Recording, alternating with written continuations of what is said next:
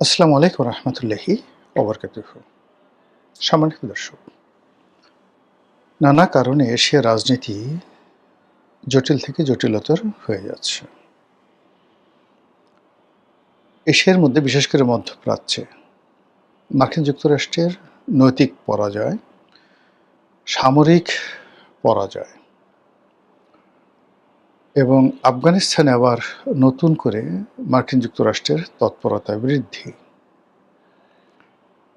এবং বঙ্গোপসাগর নিয়ে ভারত, পাকিস্তান, চীন এবং আমেরিকা তাদের মধ্যে যেটিকে বলা হয় রীতিমতো কামড়াকামড়ি।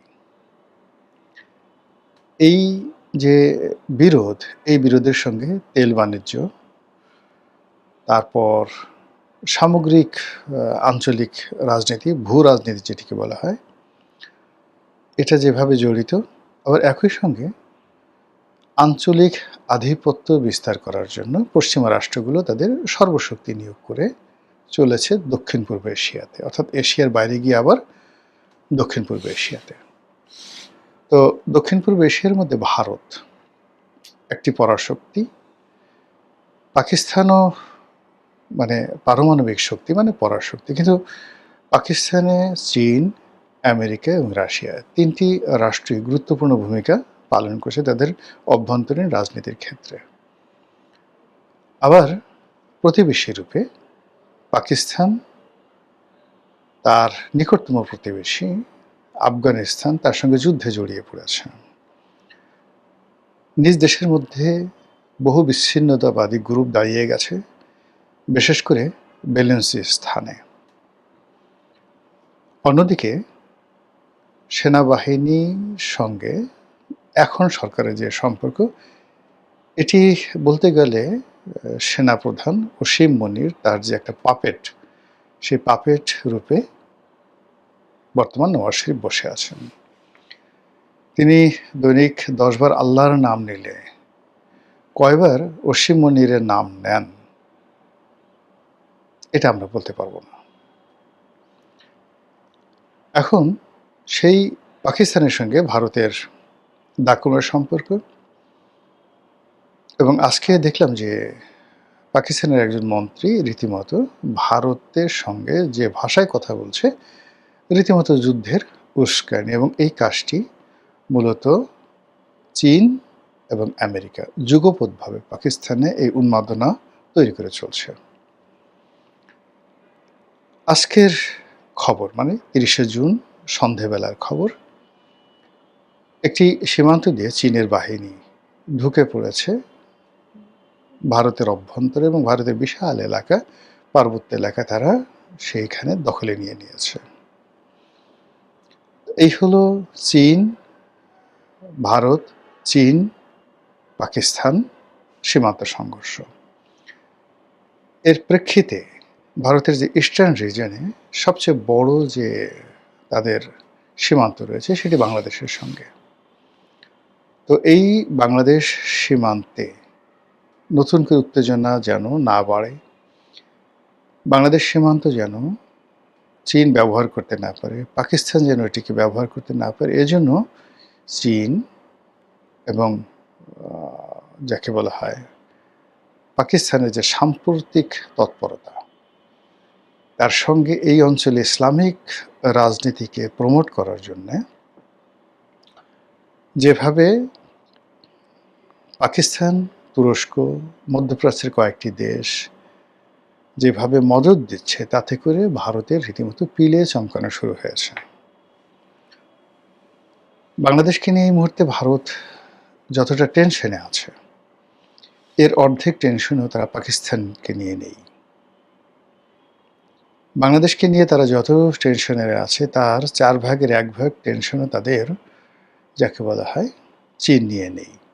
এর কারণ হলো চীন এবং পাকিস্তানের সাথে যে সীমান্তগুলো, এগুলো বিভিন্ন কারণে সুরক্ষিত। আপনি যদি পাঞ্জাব সীমান্ত ধরেন, সেখানে পূর্ব পাঞ্জাব এবং পশ্চিম পাঞ্জাব, তো সেই জায়গাতে যুদ্ধ হতে পারে, কিন্তু দুই সীমান্তের যে জনগণ, সেই জনগণের মধ্যে এমনিতে একটা সীমারেখা টানা আছে। চীনের সঙ্গে ভারতের যে সীমান্ত রয়েছে, এই সীমান্তগুলো প্রায় সবগুলি মারাত্মক দুর্গম। ফলে ওই দুর্গম এলাকার খবর দিল্লিতে পৌঁছাতে বহু সময় লাগে।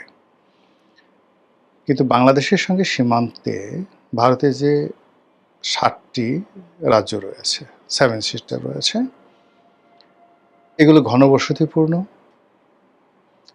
এই রাজ্যগুলোর যে রাজনীতির যে অস্থিরতা, এটা অনেক বেশি।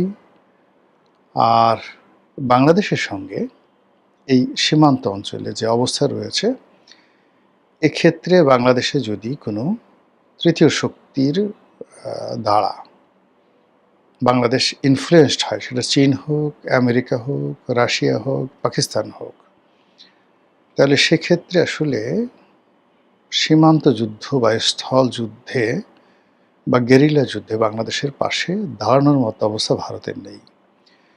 ভারত এখানে বিমান আক্রমণ করতে পারবে, ভারত এখানে প্যারাট্রুপার আক্রমণ করে ঢাকা আক্রমণ চালাতে পারবে, কিন্তু সীমান্তটা দখল হয়ে যাবে এবং সীমান্ত বলে কোনো কিছু থাকবে না। এটা খুব ভারত ভালো করে জানে। এজন্য ভারত তার সর্বশক্তি নিয়োগ করে বাংলাদেশের সঙ্গে একটা দফা-রফা করতে চাচ্ছে। বন্ধু হও তো, ভারত বন্ধু হও। বন্ধু হও তো শেখ হাসিনার মতো বন্ধু হও, বন্ধু হও তো আওয়ামী লীগের মতো বন্ধু হও। তোমাদের হাতে রাষ্ট্র ক্ষমতা দিয়ে আমরা চোখ বুজে থাকব। কিন্তু বন্ধুত্বের কথা মুখে মুখে বলবে আর তলে তলে পাকিস্তানের সঙ্গে যোগাযোগ করবে, চীনের সঙ্গে ছুটোছুটি করবে, আমেরিকার কাছ থেকে পরামর্শ নেবে, তুরস্কের সঙ্গে বন্ধুত্ব করবে। এই জিনিস হবে না, হবে না, হবে না। নকল আর চলবে না। তো এরকম যে একটা ধ্যান ধারণা, দিল্লির যে চাণক্য নীতি, সেই চাণক্য নীতিতে তারা প্রবল হয়ে গেছে। বাংলাদেশে আপনারা জানেন যে দীনেশ ত্রিবেদী, যাকে রাষ্ট্রদূত নিয়োগ দেওয়া হয়েছে, পূর্ণমন্ত্রীর পদমর্যাদায় তাকে নিয়োগ দেওয়া হয়েছে। হোয়াট ডাজ ইট মিন? প্রথম ঘটনা হলো যে বাংলাদেশে এই প্রথম একজন রাষ্ট্রদূতকে এইরকম উচ্চ পর্যায়ের পদপদবি দেওয়া হলো, মানে একদম পূর্ণমন্ত্রী। দ্বিতীয়ত হলো যে এই প্রথম একজন পলিটিশিয়ান, রাজনীতিবিদকে বাংলাদেশের রাষ্ট্রদূত করা হলো। তৃতীয়ত এই ভদ্রলোকের সঙ্গে নরেন্দ্র মোদীর, বিজেপির একদম হাই কমান্ডের, যদি আপনি বিজেপির একদম টপ 5 ধরেন, প্রথম 5 জন শীর্ষ ব্যক্তিত্ব, তাদের সঙ্গে এদের মানে বর্তমান যে দীনেশ ত্রিবেদী রয়েছে তার একেবারে 1 to 1 সম্পর্ক। তো তাকে যখনই বাংলাদেশে এত বড় মর্যাদা দিয়ে নিয়োগ করা হলো, ইট মিনস বাংলাদেশের প্রতিটি বিষয় এখন দিল্লি সরাসরি, আরও স্পষ্ট করে বললে নরেন্দ্র মোদী সরাসরি এটি তদারক করছেন বা করবেন। সাধারণত একজন রাষ্ট্রদূত, বাংলাদেশে যারা ছিলেন ইতিপূর্বে, কেউ জয়েন্ট সেক্রেটারি ছিলেন, কেউ এডিশনাল সেক্রেটারি ছিলেন, তো তারা পররাষ্ট্র সচিবকে রিপোর্ট করতেন। প্রথমত বাংলাদেশ ডেস্ক বা এশিয়া ডেস্ককে, ভারতের পররাষ্ট্র মন্ত্রণালয় অনেক বড়, এখানে দক্ষিণ পূর্ব এশিয়ার একটা ডেস্ক আছে, সেই ডেস্কে তারা রিপোর্ট করতেন। ডেস্ক থেকে সেটা এশিয়া ডেস্কে যেত, এশিয়া ডেস্ক থেকে সেটা পররাষ্ট্র সচিবের দপ্তরে যেত, তারপর পররাষ্ট্রমন্ত্রী, প্রধানমন্ত্রী তো অনেক পরের ব্যাপার।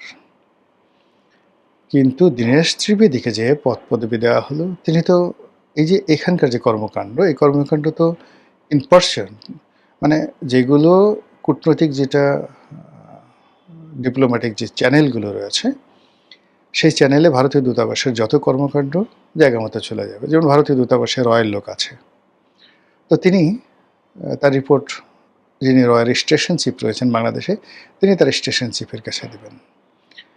এখানে স্বরাষ্ট্র মন্ত্রণালয়ের লোক আছে, এখানে ভারতের অন্য গোয়েন্দা সংস্থাগুলোর লোক আছে, তারা স্ব বিভাগে দেবেন। এখানে পররাষ্ট্র মন্ত্রণালয়ের লোক আছে, তারপর এখানে যাকে বলা হয় বাণিজ্য মন্ত্রণালয়ের লোক আছে, যারা মানে এখানে ধরুন এদের অনেকের উপাধি business manager, business attaché, commercial attaché, commercial minister, এরকম পদপদবি থাকে বিভিন্ন দূতাবাসে। তারপর এখানে তথ্য মন্ত্রণালয়ের লোক আছে। তো যারা যার ডিপার্টমেন্টে এই বাংলাদেশ সম্পর্কে তাদের যে প্রতিবেদন, সেটার দায় দিবেন, জমা দিবেন, এটা হলো স্বাভাবিক। কিন্তু রাষ্ট্রদূত তার যে কতগুলো স্পেশাল অ্যাসাইনমেন্ট থাকে এবং আছে। কখনো, কখনো ইন জেনারেল যেখানে খুব গুরুত্বপূর্ণ নয়, সেখানে একটা ফরম্যাট থাকে যে একটা রাষ্ট্রদূত এই কাজ করবে নিয়মিত মাসে, সপ্তাহে, ৬ মাসে, ত্রৈমাসে। তো সেই কাজগুলো দীনেশ ত্রিবেদী করবেন। তার সঙ্গে, সঙ্গে তাকে যে স্পেশাল অ্যাসাইনমেন্টগুলো দেয়া হয়েছে, যে অ্যাসাইনমেন্টের কারণে তার পদপদবী মন্ত্রী পদমর্যাদায় উঠে গেছে, আর যে অ্যাসাইনমেন্টের কারণে তিনি এখন বাংলাদেশে এবং দিল্লিতে অত্যন্ত আলোচিত ব্যক্তিত্ব। তো কাজেই তার সেই যে রিপোর্টগুলো তিনি এখন সরাসরি নরেন্দ্র মোদীকে দিবেন। এর কারণ হলো একজন মন্ত্রী হিসাবে, এই যে তিনি একজন পূর্ণমন্ত্রী, তিনি তো আরেকজন মন্ত্রীর কাছে নিজেকে দায়বদ্ধ করতে পারেন না। তিনি যদি প্রতিমন্ত্রী হতেন, সেক্ষেত্রে জয়শঙ্কর যিনি পররাষ্ট্রমন্ত্রী আছেন তার কাছে তিনি রিপোর্ট দিতেন, কিন্তু তিনি তো একদম পূর্ণমন্ত্রী। কাজেই পূর্ণমন্ত্রী তিনি দায়বদ্ধ থাকবেন ক্যাবিনেটের কাছে, ক্যাবিনেট দায়বদ্ধ থাকবে পার্লামেন্টের কাছে। এই তো এখন সেই ক্যাবিনেটের কাছে তিনি আবার ক্যাবিনেট দায়বদ্ধ থাকবে প্রধানমন্ত্রীর কাছে। তো তিনি অর্থাৎ বাংলাদেশের যিনি দীনেশ ত্রিবেদী, তিনি বাংলাদেশের যা কিছু আছে এখন সরাসরি তিনি রাষ্ট্রীয় ব্যাপারে নরেন্দ্র মোদীর সাথে যোগাযোগ করবেন। আর ভারতীয় পার্লামেন্ট তার যে রুলস অফ প্রসিডিউরস রয়েছে সেগুলো, এবং নরেন্দ্র মোদীর যে ইনহ্যারেন্ট পাওয়ারগুলো রয়েছে, এই যেমন যুদ্ধ ঘোষণা করা, কোনো একটা দেশের ব্যাপারে গুরুত্বপূর্ণ সিদ্ধান্ত নেওয়া, এই বিষয়গুলো তার যেমন ইনহ্যারেন্ট পাওয়ার আছে, তার সঙ্গে সঙ্গে গত ৩টি টার্মে পরপর ক্ষমতায় থাকার কারণে অটোমেটিক্যালি তিনি ভারতের রাজনীতিতে অনেকটা পণ্ডিত জওহরলাল নেহরুর মতো প্রভাবশালী হয়ে পড়েছেন। তো কাজেই এই যে তার নজর বাংলাদেশের উপর পড়েছে, আগেও বাংলাদেশের উপর নজর ছিল, কিন্তু ইদানিং আপনি দেখবেন যে নরেন্দ্র মোদী এই গত ২ বছর ধরে বাংলাদেশের ব্যাপারে কোনো টু শব্দ করছেন না। যখন একজন লোক অহরহ কথা বলেন, সেই মানুষটি যখন চুপচাপ থাকেন, ধরে নেবেন there are something dangerous behind the scenario. সে প্রস্তুতি নিচ্ছে, সে এমন কিছু করছে যে এইগুলো আমরা কল্পনা করতে পারছি না। তিনি ঘন ঘন দিল্লিতে থেকে কলকাতাতে আসছেন, ঘন ঘন আসাম আসছেন, ত্রিপুরা আসছেন, ঘন ঘন শেখ হাসিনার সঙ্গে দেখা করছেন, বা শেখ হাসিনাকে তার বাসায় দাওয়াত দিচ্ছেন। এরকম পাইকারি হারে আওয়ামী লীগের যারা লোকজন আছে তাদেরকে ভারতে তিনি আশ্রয় দিচ্ছেন, এবং বাংলাদেশের পক্ষে তার স্বার্থের পক্ষে যত রকম ইন্টারন্যাশনাল লবিং আছে সেই লবিংগুলো তারা করছেন। বিশেষ করে আমেরিকার সঙ্গে তাদের যে লবিংটা, সেই লবিংয়ে শেখ হাসিনার সঙ্গে আওয়ামী লীগের সঙ্গে আমেরিকার যে দূরত্ব তৈরি হয়েছিল, সেই দূরত্বটি ঘোচানোর জন্য নরেন্দ্র মোদী এখন প্রাণান্ত চেষ্টা করছেন। আপনারা জানেন যে মধ্যপ্রাচ্যের যুদ্ধের সময়টিতে শুধুমাত্র ইরান এবং ইসরায়েল কিংবা ইরান এবং আমেরিকার মধ্যে এই বিষয়টা সীমাবদ্ধ নেই। আমেরিকা প্রাণান্ত চেষ্টা করছে ইরানের সাথে সম্পর্কটি স্থাপন করার জন্য, একটা চুক্তি করার জন্য, কিন্তু ইরান এখানে দুটো শর্ত দিয়েছে। একটা হলো ইসরায়েল, আর একটা হলো লেবানন। অর্থাৎ এই যুদ্ধটা শুরু হয়েছে ইসরায়েলকে কেন্দ্র করে, আর যুদ্ধটা বিস্তৃত হয়েছে লেবাননকে কেন্দ্র করে। কাজেই সেই লেবানন এবং ইসরায়েলকে যদি নিবৃত্ত করা না হয়, তাহলে আমেরিকার সঙ্গে কোনো চুক্তি তাদের কাছে কোনো ফ্রুটফুল ইভেন্ট মনে হবে না। একইভাবে বাংলাদেশের যে কোনো বিষয় এখন নরেন্দ্র মোদী কেবলই মাত্র country to country, government to government, person to person এই নেগোসিয়েশনে আসছেন না। তারা এখন বাংলাদেশের সাথে যে নেগোসিয়েশন করতে চাচ্ছেন, সেই নেগোসিয়েশনের মধ্যে তারা আওয়ামী লীগকে রাখতে চাচ্ছেন, তারা হাসানুল হক ইনুকে রাখতে চাচ্ছেন, রাশেদ খান মেননকে রাখতে চাচ্ছেন, শেখ হাসিনাকে রাখতে চাচ্ছেন। এর ফলে বাংলাদেশ ভারত যে সম্পর্কটি, এটি অতীতের যে কোনো সময়ের চাইতে এটি জটিল, কুটিল এবং দুর্বিসহ এবং দুর্বহ এটি হয়ে পড়েছে। আর সেই দুর্বোধ্য, দুর্বিসহ যে সম্পর্ক, সেই সম্পর্কের মধ্যে বাংলাদেশে একজন ভারতীয় মন্ত্রী পূর্ণকালীন সময় নিয়ে তিনি বাংলাদেশে অবস্থান করছেন। কি বুঝলেন? কোথায় যাচ্ছে রাজনীতি? কি ঘটতে যাচ্ছে আমাদের দেশে? মহান আল্লাহ আমাদের সবাইকে হেদায়েত দান করুন এবং হেফাজত করুন। আসসালামু আলাইকুম ওয়া রাহমাতুল্লাহি ওয়া বারাকাতুহু।